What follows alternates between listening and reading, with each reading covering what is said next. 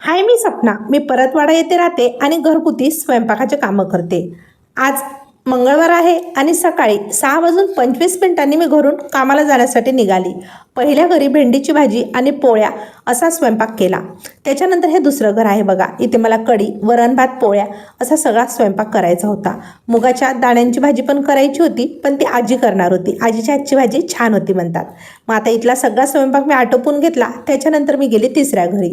सकाळचे माझे 3 संपूर्ण स्वयंपाकाचे घर आहेत आणि 3 घरच्या पोळ्या आहेत. असं वाटतं एखाद्या दिवशी पटापट आपले कामं आटोपले पाहिजे, पण ठरवलेलं सगळं आपल्या मनासारखं होईल असं नाही ना. उद्या गुरुपौर्णिमा आहे, म्हटलं पटकन घरी जाते, पुरणाचं कुकर वगैरे लावते आणि देवाचे भांडे वगैरे सगळं घासून घेते. या काकूंकडे आली, त्यांच्याकडे छान कमळाचं फूल लागलं होतं. ते मला कॅमेऱ्यात घेण्याचा मोह आवरताच आला नाही. त्याच्यानंतर मी सगळे कामं आटोपून घरी आली.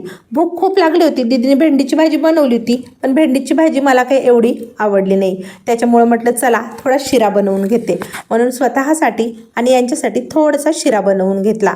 थोडा फिक्का झाला होता, पण टेस्टी झाला होता. मग शांततेने शिरा वगैरे खाऊन घेतला आणि पाणी मी गरम करायला ठेवून दिलं होतं. सकाळी डोकं वगैरे धुणं होत नाही, आज म्हटलं चांगले केस वगैरे धुवून घ्यावा, म्हणून दुसऱ्यांदा दुपारी आंघोळ करून घेतली. सगळं बेडशीट वगैरे आवरून घेतलं.